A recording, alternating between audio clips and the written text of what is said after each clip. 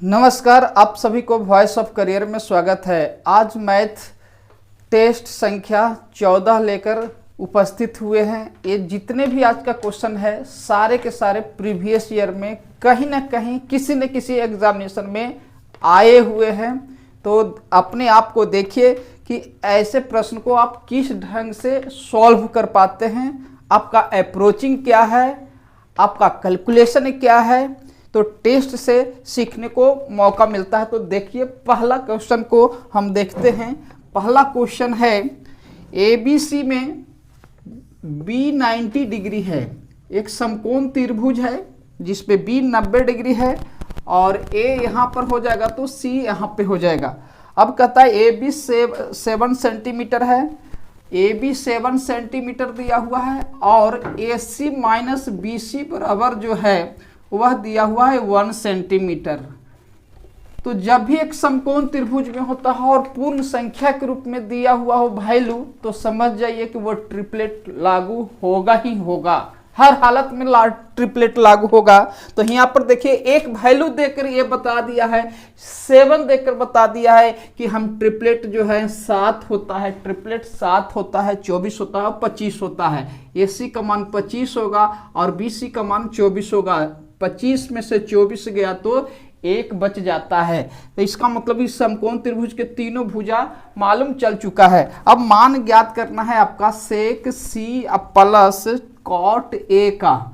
अब सेक बराबर होता है कर्ण बटे आधार, तो कर्ण कौन सा हो जाएगा 25 हो गया और C के सामने के भुजा लंब हो गया तो आधार हो जाएगा 24, तो कर्ण बटे आधार हो गया। अब कॉट A, कॉट का मतलब होता है आधार बटे लंब। तो ध्यान रखने वाली बात है कि एंगल A के सामने की भुजा ये लंब हो गया, एंगल A लिया गया है तो A के सामने की भुजा लंब हो गया। आधार होगा कितना 7, तो हमको आधार बटे लंब की जरूरत होता है, तो लंब हो जाएगा 24 और दोनों जगह 24 एलसीएम हो जाएगा। तो 25 और 7 32 होता है, 8 से कटेगा 4 बार में, 8 से कटेगा 3 बार में, तो 8 चौका 32, 8 तिहाई 24, तो 4/3 इस प्रश्न का उत्तर हो जाएगा।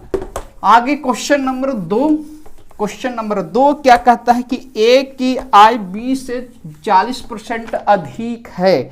A की आय B से 40% अधिक है। इसका मतलब A हुआ कि 40% का मीनिंग हो जाता है 2/5। जिससे तुलना होता है उसका वैल्यू नीचे लिखते हैं। B से तुलना है तो B का वैल्यू 5 हो जाएगा, अधिक 2 है तो 2 कितना हो जाएगा, 5 से 2 अधिक ये 7 हो जाएगा। A और B का अनुपात हो चुका है। आगे कहता है A की आय में 25% की वृद्धि हो रहा है। A की आय में 25% की वृद्धि होता है जबकि B की आय में 40% की वृद्धि होता है। आपसे पूछा गया है कि A और B के संयुक्त आय में कितना वृद्धि होगा, तो इस चीज को बताना है संयुक्त रूप से, मतलब टोटल निकालना है। तो देखिए दो संख्या का अनुपात दिया हुआ है और प्रत्येक का अलग अलग वृद्धि का रेट दिया हुआ है और टोटल ज्ञात करना है। ऐसे स्थिति पर जेसम लागू होता है, जूनियर सेटिस्फैक्शन मेथड लागू कर देना चाहिए। इससे क्या होगा, कैलकुलेशन बेहद आसान हो जाता है। तो जूनियर सेटिस्फैक्शन मेथड से हम लगा देते हैं। सबसे पहले छोटा रेट कौन सा हो गया 25%, 25 से कितना अधिक है तो 15 ही अधिक है, तो 15 बचे कितना हो जाएगा 75। अब बटे टोटल निकालना है, संयुक्त निकालना है, तो 7 और 5 कितना हो जाएगा 12 हो जाएगा। ये कट जाएगा, 3 से कटेगा 4 बार में, 3 से कटेगा 25 बार में, ऊपरे जो हो जाएगा 6 चौका 24, एक एक्स्ट्रा हो रहा है तो 6.25 हो जाएगा। 25/4 का मतलब 6.25 और 25 है तो हो जाएगा 31.25%। टोटल पर कितना परसेंटेज वृद्धि होगा, 31.25% की वृद्धि हो जाएगा। आइए तीसरा क्वेश्चन देखते हैं। तीसरा में कहा जा रहा है क्या कि tan theta plus sine theta, tan theta plus sine theta अब बटा tan theta minus sine theta बराबर दिया हुआ है k+1 बटा k माइनस 1। तो ध्यान से देखिएगा, तो ये क्या है, जो अंश में है वही चीज हर में है, जो अंश में है वही हर में है, इधर भी जो अंश में है वही चीज हर में है, एक प्लस में है और नीचे माइनस में है। तो ऐसे स्थिति को बोला जाता है कंपोनेंडो और डिविडेंडो पर आधारित है। जब दो फ्रैक्शन आपस में बराबर होता है, अंश में जोड़ा गया है, वही चीज को हर में घटाया गया हो, तो वहां पे कंपोनेंडो और डिविडेंडो लागू कर देना चाहिए। अब कंपोनेंडो डिविडेंडो में क्या होता है कि एक टर्म को ऊपरी लिखते हैं, जिसमें जोड़ा गया है या जिसमें से घटाया गया है उसको अंश में लिखते हैं, और जो जोड़ा गया है, जो घटाया गया है उसको हर में लिखते हैं, डिनोमिनेटर में लिखे हैं। तो साइन थीटा को जोड़ा गया है, साइन थीटा को घटाया गया तो इसको हर में लिख देते हैं। इधर भी वैसा ही स्थिति है, देखिएगा के में जोड़ा गया और के में घटाया गया है, तो के जो हो जाएगा अंश में हो जाएगा, 1 को जोड़ा गया है, 1 को घटाया गया तो इसको हर में लिख देते हैं। और tan थीटा बटे साइन थीटा बराबर होता है 1 बटा कॉस थीटा होगा। क्यों? क्योंकि tan थीटा बराबर होता है साइन बटा कॉस होता है, साइन साइन कट जाएगा, बच जाएगा 1 बटा कॉस थीटा, और 1 बटा कॉस थीटा का मतलब होता है सेक थीटा। तो ये सेक थीटा का मान कितना हो जाएगा, k हो जाएगा। इस प्रश्न का उत्तर हो जाएगा। आइए चौथा क्वेश्चन की ओर चलते हैं। चौथा क्वेश्चन क्या कहता है, ज्योमेट्री का है। क्वेश्चन नंबर 4 क्या कह रहा है, एक बिंदु है। अब क्या कहता है कि PSQ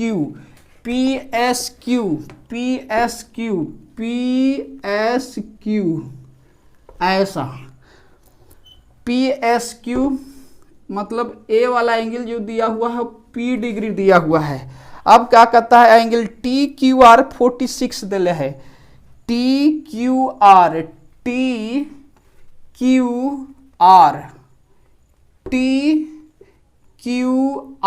ए वाला एंगल जो है 46 दिया हुआ है। अब क्या कहता है कि SPR 32 दिले है, SPR ए वाला एंगल, SPR ए दिया हुआ है 32 डिग्री। तो आपसे पूछ रहा है कि P का मान क्या हो जाएगा। तो आइए इस चीज को समझते हैं। पहले डायग्राम बनाने आना चाहिए कि कैसे डायग्राम है। एक अमूमन आदत होता है PQR है तो P यहाँ लिख दिए, Q यहाँ लिख दिए, R लिख दिए, वो इस चीज में गलत होता है। यहाँ पर कह रहा था QT लंब PR पर होना चाहिए, तो PR नीचे होगा तब Q ऊपर हो जाएगा, और बाकी जैसे कहा गया है वैसे हमने इसको यहाँ पे फॉर्म कर दिया है, लिख दिया है। आइए देखते हैं इस प्रश्न को कैसे सोल्व कर पाएंगे जी।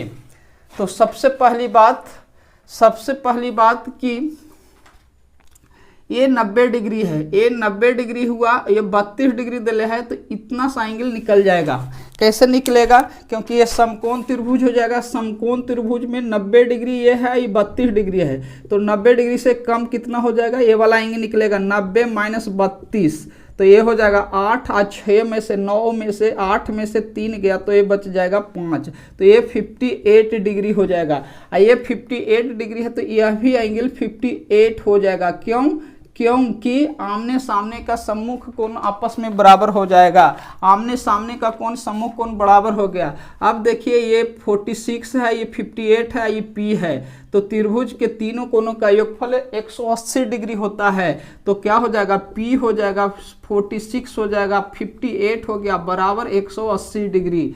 अब यहाँ पर से निकालेंगे तो P का मान निकलेगा 8 और 6 कितना हो जाएगा 14, तो 14 मतलब हो जाएगा 6, और 6 10 में से 8 6 14, 14 मतलब हो गया 4, 10 में से 4 गया तो इकाई अंक कितना हो जाएगा 6। इकाई अंक 6 जो है एक ही जगह आता है, वह 1 नंबर में आ रहा है। इस प्रश्न का उत्तर 76 हो जाएगा। आइए देखते हैं, पुनः इसको समझने का प्रयास करते हैं। क्या दिले था, इतना सा था, ऐसे था 90 डिग्री है, ये ऐसे दिया हुआ था, ये 32 डिग्री दिया हुआ है। तो समकोण त्रिभुज में दो न्यून कोण का योगफल 90 डिग्री होता है। एक समकोण त्रिभुज में दो न्यून कोण का योगफल 90 डिग्री होता है। एक न्यून कोण एक्यूट एंगल 32 दिया हुआ है, तो दूसरा न्यून कोण कितना हो जाएगा 58 हो जाएगा। और जब ये 58 हो गया तो सम्मुख कोण आपस में बराबर होते हैं, तो ये 58 हो जाएगा। और त्रिभुज के तीनों कोणों का योगफल जो होता है 180 डिग्री होता है। 46 P डिग्री 58 डिग्री मिलकर 180 डिग्री होना चाहिए, तो P का मान कितना हो जाएगा 76 डिग्री आ चुका है। आइए क्वेश्चन नंबर 5 समझते हैं। क्वेश्चन नंबर 5 क्या कह रहा है? क्वेश्चन नंबर 5 कह रहा है कि ट्रेन ए की गति बी की गति से 25 किलोमीटर अधिक है और कहता है कि बी के द्वारा 250 किलोमीटर की दूरी तय किया जाता है। 250 किलोमीटर की दूरी बी के द्वारा तय किया जाता है और जबकि ए के द्वारा 300 किलोमीटर की दूरी तय किया जाता है, तो दोनों के बीच में 4 घंटा कम समय लगता है। जब भी कम या ज़्यादा समय होता है तो अंतर होता है और समय बराबर क्या होता है? दूरी बटे चाल होता है। अब देखिए इसमें ऑप्शन दिया हुआ है, ऑप्शन दिया हुआ है 65, ऑप्शन दिया हुआ 50, ऑप्शन दिया हुआ है 60, ऑप्शन दिया हुआ है 55। तो पूछा जा रहा है कि ए की गति क्या है? ए की गति क्या है? तो ए ऑप्शन मेथड से बनाएंगे। ए की गति जो है 20 से 25 किलोमीटर अधिक है। ए की गति जो है 20 से कितना अधिक है? 25 किलोमीटर अधिक है। तो ध्यान से देखेंगे ए का ऑप्शन वही से उठाएंगे जो जीरो को पूर्ण रूप से क्या करता हो? काट दे रहा हो। जीरो को जीरो के रूप में काट दे रहा हो तो ऑप्शन को उठा के देखेंगे तो इस आधार पर देखेंगे तो 65 और 55 को इग्नोर करना होगा। क्यों? क्योंकि जीरो वाला जीरो को काट सकता है, इसके आधार पर हमने लिया तो बच गया क्या? 50 और 60 बच रहा है। अगर 50 पर ट्राई करेंगे नहीं कंफर्म हुआ तो फिर 60 आंसर क्या हो जाएगा? कंफर्म हो जाएगा। आइए देखते हैं 50 को चेक करते हैं। तो ए का मान हो जाएगा 50, मतलब क्या हो गया? ए का जो चाल जो है वह 50 है। ए के द्वारा तय की गई दूरी जो है 300 किलोमीटर है। अब जबकि बी के द्वारा तय किया गया दूरी जो है 250 किलोमीटर है। तो ए का जब चाल 50 हो जाएगा तो बी का चाल कितना हो जाएगा? तो 25 कितना होता है? 50 होता है। तो बी का जो चाल हो जाएगा वो 25 हो जाएगा। क्यों? क्योंकि ए का जो चाल जो है 20 से 25 किलोमीटर अधिक है। इसका मतलब ए हुआ होगा कि बी का चाल 25 रहा होगा, तभी 25 मिलकर कितना आ रहा होगा? 50 आ रहा होगा। अब इसको देखिएगा, अंतर करके 4 आ जाना चाहिए। तो ये 10 बार में कट जाएगा, ए जो है 6 बार में कट गया, 10 में से 6 गया तो कितना बच जाएगा? 4 बच गया। इसका मतलब इस प्रश्न का उत्तर कौन सा हो जाएगा? बी हो जाएगा। तो ऐसे लॉजिकली और ऑप्शन के सहारे इस प्रश्न को सॉल्व करेंगे। अगर इस प्रश्न को ऐसे सॉल्व करके बनाते हैं तो यह गलत है। ये जो मैं लिख पा रहा हूँ वह गलत है, एग्जामिनेशन के संदर्भ में गलत है, नहीं कि बनाया हुआ गलत है। बना तो रहे सही, लेकिन एग्जामिनेशन के संदर्भ में सही नहीं है। तो बी का गति मान लिया x हो गया, माइनस 300 हो गया और प्लस x प्लस 25, अब बराबर कितना हो जाएगा? 4 हो जाएगा। अब इसको सोल्व करने के लिए बैठिएगा तो ये क्वाड्रेटिक इक्वेशन बन जाएगा और क्वाड्रेटिक इक्वेशन जो है अपने आप में कैलकुलेटिव हो जाता है। तो ऐसे चीज को इग्नोर करना चाहिए। हाँ, इसी में क्या कर सकते हैं कि ऑप्शन से वैल्यू पुट करके सेटिस्फाइड कर सकते हैं। तो ये तरीका हो सकता है, लेकिन पूरा इस प्रश्न को ऐसे सॉल्व करने के लिए बैठेंगे तो ये तरीका सही नहीं होगा। तो आइए क्वेश्चन नंबर 5 क्वेश्चन को सॉल्व करते हैं। 5 तो हो चुका है। क्वेश्चन नंबर 6 को देखते हैं। क्वेश्चन नंबर 6 क्या कहता है? क्वेश्चन नंबर 6 जो है ध्यान से देखिएगा, 6 में कुछ भी नहीं है। 6 में जो है 8x³ है प्लस 1/8x³ है। इसी चीज को ऊपर लिखा जाएगा तो माइनस में कर दिया गया है। तो इसका मतलब ऑप्शन इसको देखेंगे तो ये 36 है, दूसरा क्या होगा? 13 है, तीसरा क्या होगा? 11 है और चौथा क्या है? 18 है। इस जब भी प्रश्न में ये क्यू और प्लस ऐसा प्राप्त करना हो, व्युत्क्रम का क्यू ज्ञात करना हो, व्युत्क्रमों का क्यू जोड़ में ज्ञात करना हो, तो जब भी इसका प्रश्न का उत्तर होगा तो क्यू से कम होगा। जब भी होगा तो क्या होगा? क्यू से कम होगा, घन से कम होगा। तो घन से कम जरा देखेंगे तो यहाँ पर जो घन जो है देखकर ऑप्शन को पता करेंगे तो ये जो नंबर है 27 घन के करीब है। 27 किसका होता है? 3 से करीब, यानी कि जब भी होगा इसका आंसर क्या होगा? 27 से कम होगा। ये 27 से ज्यादा है, इस पर चेक नहीं करेंगे, काम खत्म हो जाएगा। अब बता दीजिए 27 लाने के लिए कौन जो है ये ला सकता है? 27 जो है कैसे आ सकता है? तो क्या करना है? ऑप्शन प्लस 3 गुने वैल्यू। अगर ऐसा करने से पूर्ण घन आ जाता है, वही प्रश्न का आंसर होगा। ऑप्शन प्लस 3 3 गुने वैल्यू कर देंगे तो पूर्ण घन हो जाएगा। कितना के करीब है? 27 का। इसका मतलब कितना मान रहा होगा? 3 मान रहा होगा। तो देखिएगा 13 प्लस 3 गुने 3, 9 और 13 जोड़ेंगे तो ये 22 बन जाएगा। ये तो ऑप्शन में घन नहीं आ रहा है, नहीं होगा। 11 प्लस 3 गुने 3 करेंगे तो ये 9 और 11, 9 और 11 ये 20 हो जाता है। ये नहीं होगा तो आंसर कंफर्म होगा कि कौन सा हो जाएगा? डी। क्यों? क्योंकि डी 18 प्लस 3 गुने 3 करेंगे तो 9 और 9 18 कितना हो जाता है? 27। 27 जो है पूर्ण घन आ जाता है। पूर्ण घन आ गया तो ये प्रश्न का क्या हो जाएगा? उत्तर हो जाएगा। तो ऐसे प्रश्न को ऐसे अप्रोच देना चाहिए, ऑप्शन से देना चाहिए, क्योंकि प्रश्न का ऑप्शन पर आधार पर बना दिया गया है। ऐसा तभी करना है जब ये और 1/1 दूसरे का व्युत्क्रम का योग दिया हुआ रहेगा, तब ऐसा चेक करना है। तभी ऐसा क्या करेंगे? चेक करेंगे। अगर ऐसा सोल्व न समझ पाते हैं जो विद्यार्थी ये इस टेक्निक को नहीं समझ पाते हैं, वो चाहते हैं कि प्रश्न से हम बना के जाएं, तो प्रश्न से बनाएंगे तो ऐसा होगा। जरा देखिएगा, छठा क्वेश्चन है 4x² - 6x + 1 = 0। इसका तो मतलब ये था कि 8x³ और 1/8x³ किसका क्यू होता है? 2x का क्यू करेंगे तभी 8 आ सकता है। तो सब में क्या करेंगे? 2x से भाग देंगे। यहाँ पर भी 2x से भाग दिए, यहाँ पर भी 2x से भाग दिया और यहाँ पर भी 2x से भाग दिए। इससे भाग देंगे तो क्या हो जाएगा? 2 से ये क्या हो जाएगा? कट जाएगा। ये बच जाएगा 2x हो जाएगा। ये पूरा कट जाएगा, 3 बचेगा। ये बच जाएगा 1/2x = 0 हो जाएगा। तो 2x + 1/2x = 3 आ गया। अब देखिए इसी का क्यू करेंगे तो 8 आ जाएगा। कहने का मतलब ये हो गया, क्या हो जाता है कि a + 1/a का होल क्यू और -3 × a + a होता है। तो वही बतलाते हैं कि क्यू कीजिए और -3 गुने वही वैल्यू, तो 3 का क्यू करेंगे और -3 गुने 3 अर्थात हो जाएगा 27 में से 9 गया तो 18 हो गया। तो ये पूरे प्रश्न को बनाना हो गया। लेकिन आपको अप्रोच से ज़्यादा चलने में ज़्यादा क्या होगा? समय की बचत होगा और ऐसा ही सॉल्व करना चाहिए। अगर जॉब लेनी है तो उसी आधार पर आना होगा, क्योंकि इतना करने में बहुत वक्त हो जाएगा। अटेम्प्ट की संख्या कमेगा तो मेरिट लिस्ट में आपका कम मार्क्स आएगा, तो फिर छटैया हो जाता है। अब 7वां क्वेश्चन को देखिए, क्या कहता है? वक्र पृष्ठ का क्षेत्रफल दिले है। वक्र पृष्ठ का क्षेत्रफल दिले है 264 दिया हुआ है। आयतन जो दिले है 924 दिया हुआ है। तो त्रिज्या और ऊंचाई का अनुपात ज्ञात करने हैं। तो जब भी वृत्ताकार, जब भी कहीं पर वैल्यू आए, वृत्त कहाँ आता है? तो देखिए वृत्त यहाँ पर आ गया। वृत्त शंकु में आता है। वृत्त कहाँ होता है? बेलन में आता है।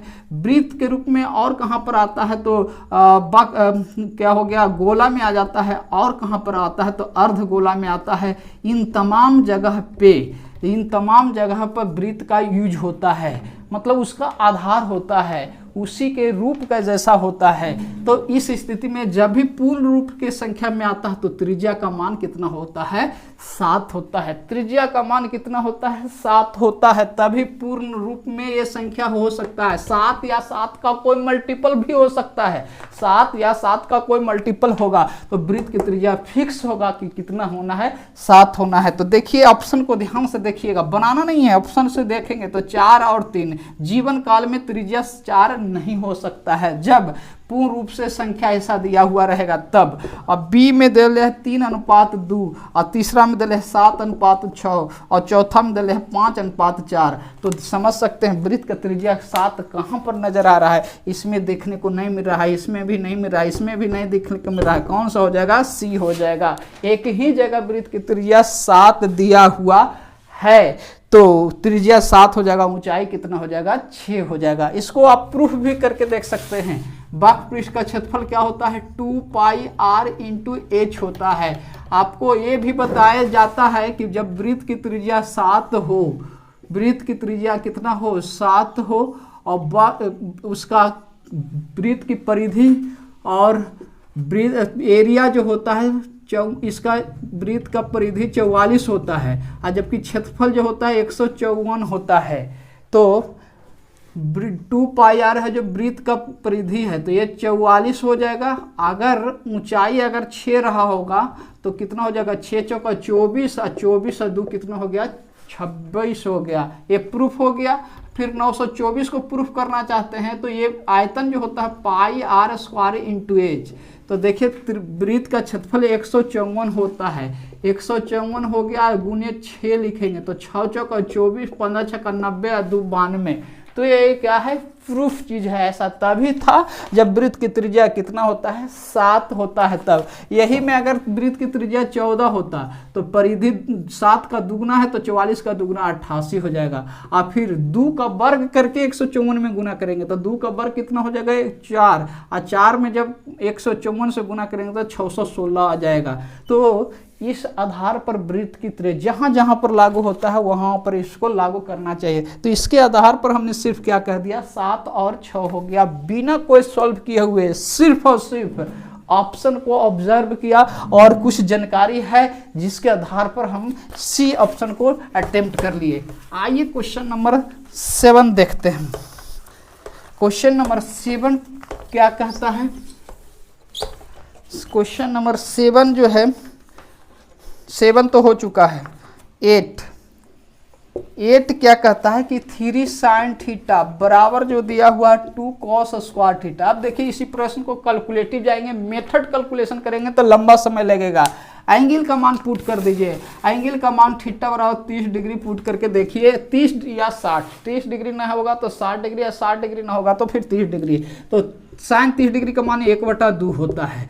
चलिए cos 30 डिग्री का मान √3/2 होता है। √3 का स्क्वायर 3 हो जाएगा, 2 का स्क्वायर 4 हो जाएगा, 3/2। ये भी 3/2, ये भी 3/2। इसका मतलब थीटा का मान 30 डिग्री रहा होगा। अब प्रश्न में पुट कर दिए tan स्क्वायर का थीटा का मान ज्ञात करना है। tan 30 डिग्री का मान जो होता है 1/√3, 1/√3 का वर्ग 1/3 हो जाएगा। सेक स्क्वायर थीटा यानी सेक 30 डिग्री का मान जो होगा वह 2/√3 होगा। तो 2 का स्क्वायर 4 और √3 का square 3 minus cosec square theta. Kaushik 30 degree का मान जो होगा 2 होगा। 2 का वर्ग कितना होता है 4 होता है। एलसीएम देखिएगा तो 3 हो जाएगा, 1 होगा, 4 होगा, माइनस 12 हो जाएगा। तो 12 में से 4 गया, 5 गया तो ये कितना हो जाएगा 7, 7/3 माइनस 7/3 इस प्रश्न का उत्तर हो जाएगा। तो एंगल को पुट कर दिए, पटाक दोपहर आंसर आ गया। अगर इसी को कैलकुलेशन करते तो एक लंबा सा आपका कैलकुलेटिव प्रश्न बन के रह जाता। आइए देखते हैं 9वां क्वेश्चन। 9वां में क्या कहता है a² + b² + c² बराबर 6 × a + b + c दिया हुआ है। इधर जोड़ के बोल रहे हैं 27 है। तो देखिए ऐसे प्रश्न जो होते हैं क्या होते हैं a² + a + b + c के होल स्क्वायर पर नहीं, a + b के होल स्क्वायर या a - b के होल स्क्वायर पर आधारित होता है। और क्या बतलाए हैं कि a का कोफिशिएंट कितना है, a का कोफिशिएंट 6 हो गया तो 2 से भाग देना है। हर स्थिति में 2 से भाग देना है। तो 6 में 2 से भाग दीजिएगा तो 3 होगा।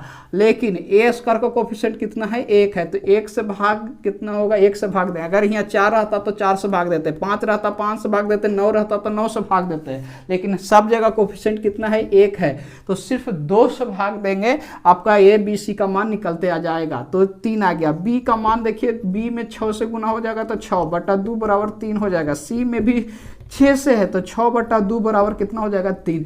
ऐसे स्थिति में क्या कीजिए जब भी कोफिशिएंट सब जगह 1 है और सबका कोफिशिएंट सेम है तो 2 से भाग दीजिएगा, सबका मान निकल जाएगा। अगर प्लस में रहेगा तो प्लस हो जाएगा, माइनस में रहेगा तो माइनस में हो जाएगा। राइट साइड में जैसा चिन्ह रहेगा वैसे ही आ जाएगा। अगर यही चीज लेफ्ट में रहता तो माइनस चिन्ह जो होता प्लस में बदलता, प्लस चिन्ह माइनस में बदलता अगर लेफ्ट में रहता तब। लेकिन है राइट साइड में, राइट साइड में जैसा चिन्ह रहेगा वैसे के वैसे हो जाएगा। आइए इस प्रश्न को सोल्व करते हैं। अब क्या कहता है ये क्यू कहता था 3 का क्यूब + b का क्यूब माइनस c का क्यूब, ये दोनों कट जाएगा, बच जाएगा 3 का क्यूब रूट निकालेंगे तो 3 आ जाएगा। तो इस प्रश्न का उत्तर कितना हो जाएगा तो 3 आ जाएगा। तो क्वेश्चन नंबर 10 देखते हैं। क्वेश्चन नंबर 10 क्या कहता है। क्वेश्चन नंबर 10 जो है, आइए 10 को क्वेश्चन को सॉल्व करते हैं। एक राशि कहता है निश्चित वार्षिक प्रतिशत ब्याज दर पर 3 वर्ष में 12,000 रुपया हो जाता है। 12,000 से 20,736 रुपया हो जाती है। तो 12,000 से कितना हो जाता है, 12,000 रुपया था पहले, अब कितना हो गया है, तो 20,736 हो गया है। इसका मतलब एक मूलधन है, एक क्या है, मिश्रधन है। तो 3 वर्ष का जब भी दिया हुआ हो तो क्यूब रूट निकाल दीजिए। मूलधन और मिश्रधन दिया हुआ तो क्यूब रूट निकालिए। 4 वर्ष का रहेगा तो फोर्थ रूट निकालना है, 2 वर्ष का रह जाएगा तो स्क्वायर रूट निकाल देना है निश्चित रूप से। तो देखिए कितना हो जाएगा, 12,000 ये है, तो क्यूब रूट आएगा, 3 वर्ष के कारण क्यूब रूट आएगा। तो 12,000 से छोटा क्यूब कितना होता है, 12,000 से छोटा क्यूब रूट कितना होता है, तो निश्चित रूप से आपके दिमाग में आएगा 1,000 होता है। इसका मतलब कि 12 से कटेगा तभी 1,000 आएगा। तो 12 से कटेगा तो 1,000 आ जाएगा, और इसको 12 से काटिएगा तो 1728 आ जाएगा। देखिएगा 12 से कटेगा, 12 से कटेगा तभी 1,000 आ सकता है, क्योंकि क्यूब रूट निकालेंगे तो क्यूब रूट स्पष्ट रूप से तब निकलेगा। 12,000 से छोटा क्यूब रूट किसका होता है, 1,000 का क्यूब रूट, 1,000 का क्यूब रूट 10 होता है। तो इसका मतलब 12 से कट रहा होगा तो ऊपरे भी 12 से कटेगा, तो ऊपरे 12 से कटेगा, 1296 में देख रहे हैं, तो इकाई अंक भी मिलते जा रहा है। 1728 का क्यूब रूट 12 आ जाता है, और इसका कितना होता है, 10 आ जाता है। इसका मतलब ये कितना हो जाएगा, 6 हो जाएगा, ये कितना हो जाएगा, 5 हो जाएगा। इसका मतलब हुआ कि 5 से वैल्यू कितना हो गया, 6 हो गया। तो कितना हो जाएगा, 1/5 बराबर कितना रेट निकल गया, 20% रेट हो गया। अगर रेट निकाल रहता तो 20% इस प्रश्न का उत्तर हो जाता, लेकिन नहीं, इसमें कह रहा है कि 2 वर्ष में वह राशि कितना हो जाएगा। ये जो राशि है 2 वर्ष में कितना हो जाएगा, तो देखिए 2 वर्ष में कितना हो जाएगा, 1/5 20% का मतलब हुआ, तो 5 का वर्ग कर दीजिए, और इधर 6 का वर्ग कर दीजिए। ये मूलधन हो गया, ये क्या हो गया, मिश्रधन हो गया। 2 वर्ष है इसलिए स्क्वायर कर दिया, 3 वर्ष रहता तो क्यू कर देते कि 5 है, 1 रुपया रेट हो गया, तो 5 1 6 हो गया, ये तो 25 हो गया, ये कितना हो गया, 36 हो गया।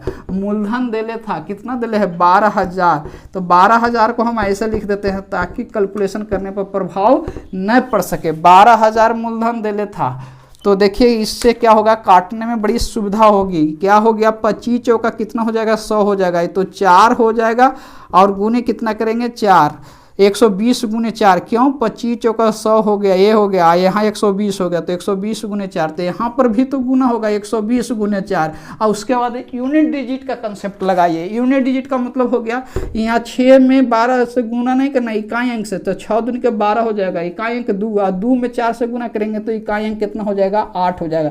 इकाई अंक 8 होगा, और चूंकि 0 तो रहना ही है, क्योंकि हर जगह पर 0 शामिल है, इसलिए इकाई अंक 8 होना चाहिए 0 को छोड़कर। तो देखिए इस प्रश्न में कहीं पर है, ऑप्शन को ध्यान से देखिएगा, एक ही जगह है 17,280। ये क्या है, 0 तो हर जगह होगा, तो इकाई अंक 8 होगा। 0 को छोड़कर 8 इकाई अंक देखिएगा तो एक के जगह आ रहा है। बी में है 0 को छोड़कर 2 है इकाई अंक, सी में 0 को छोड़कर 4 है, और डी में 0 को छोड़कर 2 है। तो इकाई अंक 8 जो आ रहा है एक जगह पर आ रहा है, तो पूरा गुना भी नहीं करना पड़ा। इसीलिए ऐसे अपने आप को ब्रेक करने आना चाहिए। तो जैसा डाटा दिया हुआ उससे काम करने आना चाहिए। अगर ऐसा नहीं कर पाते हैं तो फिर अपने आप में एक टाइम ज़्यादा लग पाता है।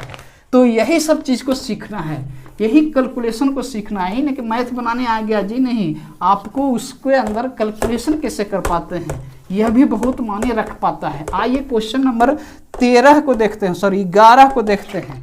11 नंबर में क्या किया है कि मध्य अनुपात और तृतीयानुपात का अनुपात ज्ञात करना है, और सब में डेसिमल में दिया हुआ है। तो देखिए डेसिमल में दिया हुआ तो उसको छोड़ दीजिए, डेसिमल कुछ हाइये नहीं है, मान लीजिए कुछ नहीं है, क्यों, क्योंकि अनुपात में डेसिमल से कोई मतलब नहीं, ये मध्य अनुपात हो गया।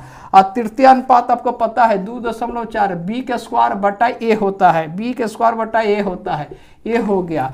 तो यहाँ पर देखेंगे क्या हो जाएगा, ऊपर से देखिए 16 तिया 48 हो जाएगा ऐसे, और 36 तिया कितना होता है, 108 होता है। तो 16 4 बन के निकल जाएगा, 36 6 बन के निकल जाएगा, 3 3 3 निकल जाएगा, तो 4 गुने 3 और गुने कितना हो जाएगा 6 ऊपर में।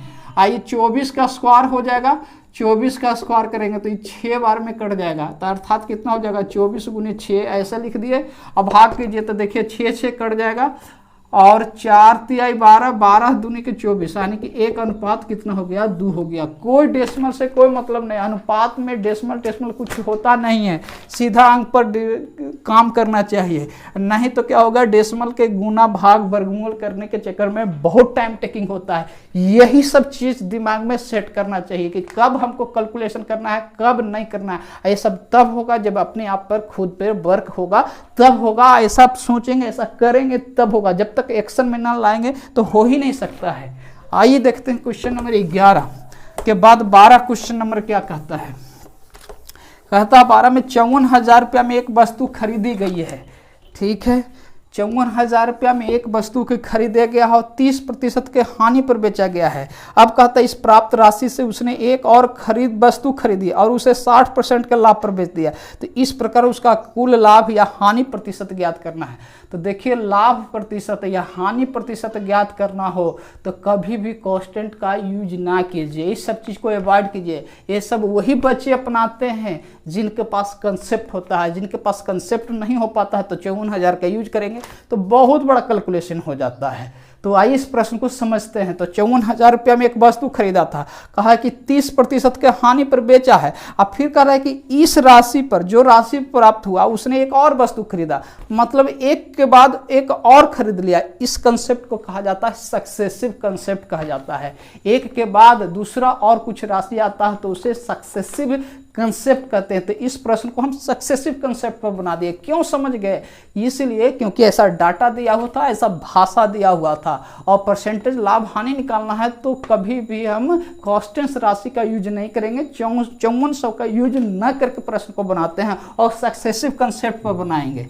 सक्सेसिव क्यों हो रहा है, बात को समझने का प्रयास कीजिए। क्योंकि इतना रुपया पर खरीदा है, फिर कहा है कि उस पर और 60% का लाभ ले लिया, यानी कि एक 30% लिया ही, आज जो प्राप्त हुआ ओकरा पर और, इसी को सक्सेसिव कंसेप्ट कहते हैं। तो 30% हानि का मतलब हो गया 3/10 हो गया, सीपी जो हो गया और एसपी, सीपी जो हो जाएगा कितना 10 और 3 रुपया का लॉस, तो ये 7 एसपी हो जाएगा। फिर कह रहा है 60% का प्रॉफिट ले लिया, मतलब 3/5 हो गया, 5 रुपया क्रैमूल और 3 रुपया लाभ, तो हो जाएगा 8। अब सक्सेसिव कंसेप्ट में क्या होता है, तीसरा तीसरी गुना हो जाता है, तीसरा तीसरी गुना हो जाता है, यानी कि गुना नहीं मतलब तीसरा तीसरी कटता है, डिवाइड होता है, और तीसरा तीसरी डिवाइड होता है। तो देखिए 4 से कट जाएगा ये, आइए कितना बार 5 बार में, तो 5 × 25, उसके बाद गुना कर लेते हैं, सीधा सीधा गुना होता है। अगर क्रॉस अगर डिवाइड होता है तो ठीक है, अगर नहीं होता है तो सामने सामने मल्टीप्लाई किया जाता है। सक्सेसिव कंसेप्ट में ये होता है, कभी भी सक्सेसिव कंसेप्ट में सामने सामने जोड़ा नहीं जाता है, ध्यान रखेंगे। सक्सेसिव कंसेप्ट में क्रॉस क्या होता है, कटता है, एक के बाद दूसरा ऐसे राशि देखने को मिलता है, सक्सेसिव कंसेप्ट होता है, वहीं पर लागू होता है। तो 25 हो जाएगा, यहाँ 28 हो गया, तो देख सकते हैं 25 रुपया की राशि 28 रुपया में बिक रहा है, तो 3 रुपया का प्रॉफिट हुआ। तो 3 रुपया का प्रॉफिट हुआ तो कितना पर हुआ, 25 पर हुआ, तो 25 × 100 करेंगे तो 25 × 100 कितना हो गया, 12% का प्रॉफिट, 12% का प्रॉफिट। अगर सक्सेसिव कंसेप्ट नहीं इसमें प्रश्न को बनाएंगे तो बहुत कैलकुलेटिव हो जाएगा।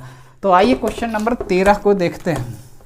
क्वेश्चन नंबर 13 क्या कहता है, समझते हैं। 13 क्वेश्चन नंबर 13 जो है, 13 कहता है कि एडीसी में ई और बी क्रमशः त्रिभुज कह रहा है एडीसी, यह ए हो गया, यह डी हो गया, यह सी हो गया। ई और बी क्रमशः एडी और एसी पर बिंदु है, इस पर एक बिंदु है और इस पर बिंदु है। चलिए इसको ऐसा कर दिया, क्यों कर दिया, क्योंकि लिखल है ए बी ई बराबर है, ए बी ई, ए वाला एंगल ए बी ई बराबर है, कौन सा एंगल भाई, ए बी ई बराबर दिया हुआ है ए डी सी। तो ए डी सी, ए वाला छोटका त्रिभुज में ए बी ई और बड़ा त्रिभुज में ए डी सी दिया हुआ है। तो दो दिए गए त्रिभुज में जब भी एंगल बराबर दे दिया है तो देखिए ए एंगल जो है दोनों त्रिभुज में शामिल होगा, ए ई बी में ए है और ए डी सी में ए है। आई ए वाला एंगल ए वाला दिया हुआ, तो किसी त्रिभुज का दो एंगल बराबर हो तो त्रिभुज समरूप होता है, सिमिलर ट्रायंगल हो जाता है। और सिमिलर ट्रायंगल का मतलब क्या होता है कि संगत भुजा का अनुपात आपस में बराबर हो जाता है। और देखिए संगत भुजा अनुपात करने भी आना चाहिए, देखिए हम बताते हैं यहाँ पर कैसे यूज करना है, नहीं तो फिर बनेगा भी नहीं। ए का मान दिया है 6 दिया हुआ है और BC का मान 2 दिया हुआ है और BE का मान जो है BE का मान 3 दिया हुआ है और CD का मान 5 दिया हुआ है। तो आपसे प्रश्न पूछा है कि AB प्लस DE का मान क्या होगा। ये पूर्ण रूप से कंसेप्ट पर बेस्ड है। बढ़िया से जिसको सिमिलर ट्रायंगल लागू करने नहीं आता है तो प्रश्न नहीं बनेगा। आज जानते हैं कि समरूप त्रिभुज होता है, संगत भुजा का अनुपात होता है, लागू नहीं कर पाते हैं। क्यों भाई? क्योंकि ऐसा ही यहाँ पर दिया हुआ है डायग्राम, ऐसा ही यहाँ पर दिया हुआ शर्त है। तो क्या होता है समरूप त्रिभुज में? देखिए छोटका त्रिभुज में कौन है? B है, अब बड़का त्रिभुज में कौन है? D है, आपस में बराबर है। छोटका त्रिभुज में B है और बड़का त्रिभुज में D है, तो इसके सामने वाला भुजा जो होगा संगत भुजा कहला जाएगा। तो आएंगे छोटका त्रिभुज में, देखिए AB के सामने की कौन सा भुजा हो जाएगा? AE हो जाएगा। B के सामने की भुजा AE होगा। बड़का त्रिभुज में B के कर बराबर है तो D के बराबर है, दिया हुआ था, तो बड़का त्रिभुज होगा ADC है, तो D के सामने की भुजा बड़ा त्रिभुज में कौन है? तो AC है। ये लिखने आना चाहिए है। अगर नहीं काम कर पाता है तो समझिए कि आप सिमिलर ट्रायंगल में सही नहीं है, कंसेप्ट गड़बड़ है। आगे देख के बात करते हैं।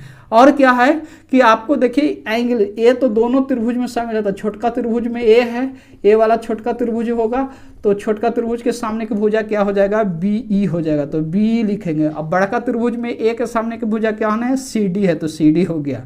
चलिए अब बच गया कौन सा भुजा? तो बच गया ए वाला एंगल। ए वाला एंगल जो है बच गया, ए वाला एंगल बचा हुआ है, तो ए बचा हुआ, इधर कौन सा बचा हुआ? ए वाला है, तो ये आपस में क्या हो जाएगा? बराबर हो जाएगा। तो बराबर हो जाएगा, इसका मतलब इसके सामने की भुजा संगत भुजा होगा। तो इसके छोटा त्रिभुज में इस E के सामने की भुजा AB है, तो AB लिख दिया, ठीक है। चलिए बात, अब बड़ा त्रिभुज में C के सामने की भुजा कौन सा हो जाएगा? AD, तो AD हो जाएगा। अब वैल्यू को पुट करेंगे, मान निकालिएगा। AE का मान देखिए कितना है? AE का मान 6 दिया हुआ है, ठीक है। इसको x मान लेते हैं, तो है 1280, 1275 और इतना दिया हुआ है और बहुत सारे नंबर दे रहे हैं। क्या? HCF ज्ञात करना है। जब भी HCF हो रहता है तो दो संख्याओं के बीच का अंतर, दो मिनिमम संख्याओं के बीच का अंतर, तो 1280 1275 का अंतर कितना हो गया? 5। तो इसका HCF हो जाएगा 5। पूरा निकालने के लिए नहीं जाए, दो नंबर ऐसे दिखिए जिसका निकटतम अंतर कम से कम है, वो होगा या उससे का कोई फैक्टर होगा, तो 5 हो जाएगा। क्योंकि सबके इकाई अंक में 0 और 5 है, तो 5 से डिवाइड होने वाला है, इसलिए HCF 5 हो जाएगा। आइए 16 क्वेश्चन नंबर में, 15 क्वेश्चन नंबर कह रहा है कि 26 6 2 4 जुड़ में क्या जोड़ा जाए कि योगफल पूर्ण वर्ग बन जाता हो। तो ऑप्शन से उसको बनाना चाहिए। एक दिले है ऑप्शन में B 6 दिले है, 12 दिया हुआ है और 26 दिले है और दिया हुआ है क्या? 16 दिया हुआ है। तो कितना जोड़ेंगे तो हो जाएगा पूर्ण वर्ग। तो देखिए 40 से खाली देखिए ना, 40 में 6 जोड़ेंगे तो 46 होगा। तो 6 इकाई अंक होने पर तभी पूर्ण वर्ग होता है जब यहाँ पे विषम अंक होगा, तब 6 को छोड़कर जो दूसरा अंक जो होना चाहिए वो विषम अंक होगा। यहाँ पर सम है, तो ए वाला तो आंसर नहीं हो सकता है। देखिएगा 40 में 2 जोड़ेंगे तो इकाई अंक 2, और जब इकाई अंक 2 रहता है तो पूर्ण वर्ग नहीं हो सकता है। अब देखिए 40 में जब 26 जोड़ के देखेंगे तो ये 6 हो जाएगा, 4 2 6, दोनों जो है सम संख्या है। 6 के दोनों जो अंक जो होगा सम संख्या होगा तो नहीं हो सकता है, तो ये भी नहीं हुआ, तो आंसर कौन सा हो जाएगा? डी हो जाएगा। आइए क्वेश्चन नंबर 15 के बाद 16 देखते हैं। 16 नंबर क्या कहता है? क्वेश्चन नंबर 16 क्या कहा जा रहा है कि साइन स्क्वायर 42 डिग्री और साइन स्क्वायर 48 डिग्री। देखिए साइन साइन में दोनों जगह क्या है? सेम है, साइन साइन है। एंगल का योगफल 90 आ रहा है तो इसका मान 1 हो गया, और tan square theta minus sec square theta बराबर -1 होता है, तो इसका मान कितना हो जाएगा? 0। देखिए tan स्क्वायर थीटा और tan square theta minus sec square theta बराबर कितना होता है? -1 होता है, और जबकि sec square theta minus tan square theta बराबर 1 होता है। यहाँ थीटा का वैल्यू सेम है, यहाँ 60 रहे चाहे कुछ भी रहे, तो एंगल फार्मूला पर कोई प्रभाव नहीं पड़ेगा। ऐसा नहीं कि 60 डिग्री का मान पुट करने लगे, तो वह हो जाएगा, थोड़ा सा कैलकुलेटिव हो जाएगा। 17 क्वेश्चन नंबर में आ जाते हैं। ए क्यू माइनस बी क्यू का मान ज्ञात करना है। तो ए क्यू माइनस बी क्यू का फॉर्मूला होता है, आप सबको पता है, ए माइनस बी का होल क्यू लिख दिए, माइनस रहता है तो प्लस लिख दिए। ए बी का मान कितना दिले है 2, आ ए माइनस बी का मान दिले है 4, तो ये 64 हो जाएगा। आ ये हो जाएगा 12 दूनी के 24 अर्थात हो जाएगा 88। इस प्रश्न का उत्तर हो जाएगा, इस प्रश्न का उत्तर 88 हो जाएगा। आइए क्वेश्चन नंबर 18 देखते हैं। क्वेश्चन नंबर 18 क्या कहता है? 18 क्या कह रहा है कि दो वस्तु में प्रत्येक को कह रहा है कि इतना रुपया में बेच दिया गया है, दोनों को विक्रय मूल्य सेम है और एक वस्तु पर 32% का लाभ लिया है। 32% का मतलब हो गया 4 × 8 = 32 होता है और 4 से 25 बार में कटेगा, तो ये हो जाएगा कितना 8/25 हो जाएगा। ये CP लिख दिए, SP लिख दिए, लाभ लिया है तो 25 हो जाएगा यहाँ पे 33 हो जाएगा। 25 × 8 = 33 हो गया। फिर कह रहा है 28% की हानि है, मतलब 7 × 4 = 28, 25 × 4 = 100, तो 25 रुपया क्रय मूल्य और 7 रुपया का हानि है, तो 18 यूनिट जो हो जाएगा वो विक्रय मूल्य हो जाएगा। अब कह रहा है प्रत्येक का विक्रय मूल्य सेम है, तो विक्रय मूल्य तो सेम है नहीं, तो सेम करने के लिए क्या करेंगे, एलसीएम का प्रयोग। तो 33 और 18 का एलसीएम जो है, 33 में देखिए 3 शामिल है, ठीक है, 18 में 3 है और 6 है, 3 तो शामिल लेकिन 6 नहीं है, तो 33 × 6 हो जाएगा। तो यहाँ पर क्या हो जाएगा, 33 से तो कट जाएगा तो 6 से गुना हो जाएगा, और यहाँ पर क्या हो जाएगा 6 × 18 होता है, 6 × 18 होता है, 18 कट गया 11 से बच जाएगा। तो ये क्या हो गया, क्रय मूल्य दोनों का क्या, विक्रय मूल्य दोनों का क्या हो जाएगा, सेम हो जाएगा। तो 25 × 6 = 150 हो गया नया क्रय मूल्य। ये 6 × 18 = 19, ये 25 से गुना करेंगे 275 होगा, 198 होगा। कह रहा था कि दोनों का विक्रय मूल्य जो है सेम है, कांस्टेंट राशि का यूज नहीं करेंगे। क्यों? क्योंकि यहाँ पर लाभ % हानि निकालना है। तो CP कितना हो गया और SP कितना हो गया, टोटल पर कह रहा है कि कितना लाभ हो या हानि होगा। तो 8 × 8 = 16 हो गया, 9 × 18 = 19 हो जाएगा, ये कितना हो जाएगा 3 हो गया, इधर 5 हो जाएगा, 7 × 5 = 12 हो गया, 2 × 1 = 3, 1 × 4 हो गया। तो 425 रुपया में खरीदा था, 396 रुपया में बेच दिया है, तो कहीं ना कहीं हानि हुआ। कितना का हानि हो रहा है देखते हैं, हानि जो है कितना का हो रहा है। तो देखिएगा 15 में से 6 गया तो कितना हो जाएगा 9, 11 में से 9 गया तो बच गया 2, और बटा 425, इसको क्या करना है, परसेंटेज ज्ञात करना है, 100 से गुना करके करना है। अब देखिए कैलकुलेशन इसको कैसे करेंगे, इतना तो तय है कि हानि ही आएगा। अब देखिए इसका 1% निकालिएगा, 1% जो होता है 2 अंक के बाद दशमलव देते हैं, ये 4 हो गया, 4.25 है। तो देखिए कितना गुना हो रहा है, के गुना हो रहा है, चूंकि ऑप्शन ही ऐसा दिया हुआ है, ऑप्शन हानि वाला सिर्फ देखना है, हानि वाला देखना है। तो एक जगह 7.3% का हानि है, एक ऑप्शन नंबर किस में, बी में। अब जगह लाभ दिया हुआ है तो हानि वाला तो आंसर आएगा, ये तो कंफर्म है। एक जगह 6.8% हानि दिया हुआ है, बी में है 7.3% और सी में 6.8% हानि दिया हुआ है। तो देखिए कितना गुना है, तो कहिएगा कि 4 से खाली गुना करेंगे तो इस 7 का 28 हो जाता है ना। तो 7 गुना आ रहा है, लेकिन 7 गुना नहीं होगा, इधर भी तो है, इधर भी है, तो 7 से गुना कीजिएगा तो ज़्यादा हो जाएगा, 29 से ज़्यादा हो जाएगा। इसका मतलब कितना गुना होगा, ये 6 गुना होगा, 6 गुना होगा। तब क्या होगा, 6 गुना होगा, तो क्या हो गया एक कि 6 गुना में कितना आ रहा है 6, सी वाला आ जाएगा। तो इस प्रश्न का उत्तर कौन सा हो जाएगा, सी हो जाएगा। तो आप क्या देख पाए, इस तरह के प्रश्न को कैसे टेक्निक के माध्यम से, कैसे अप्रोचिंग के माध्यम से सॉल्व किया जाता है। तो उम्मीद करते होंगे कि ये आपका सेशन अच्छा लगा होगा। वीडियो को शेयर कीजिए, लाइक कीजिए, सब्सक्राइब कीजिए। नेक्स्ट वीडियो में फिर से मुलाकात करते हैं आपसे। लग जाइए, दिलो जान से तैयारी में लग जाइए, सब कुछ बेहतर होते चला जाएगा।